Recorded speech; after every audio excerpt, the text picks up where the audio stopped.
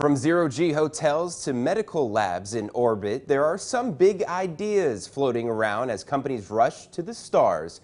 But to get those ideas to work requires a whole lot of computers. KXAN's Eric Henriksen takes an in-depth look how one Austin company is helping programmers around the world send their work off of it.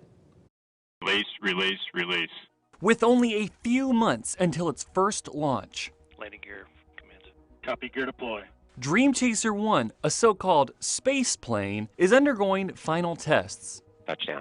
The vehicle is one of several being built by commercial space company IBM Space. They're also working on an inflatable habitat, currently undergoing its own tests, and a future space station named Orbital Reef, which will host tourists and scientists. And we call this the orbital age. And in order to do that, we need vital infrastructure. To do that, Ken Shields with IBM Space says they're turning to a company in North Austin. We are looking to democratize access to space. What that means is how can everyone access to space as developers, as users. Naeem Altaf is the Chief Technical Officer of a division of IBM Space. We will have this open platform where developers and our partners and collaborators can run their applications. This setup will allow virtually anyone to create software for the spacecraft. Software IBM Space says they'll need for their business.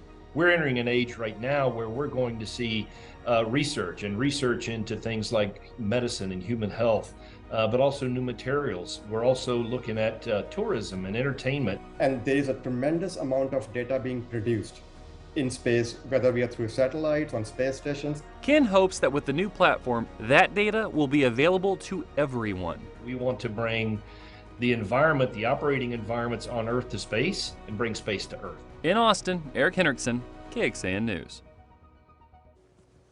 And the first major test for the new computer system, Dream Chaser 1's first launch. The team is hoping to have the platform ready for the space plane's first launch, currently slated for next year in Florida.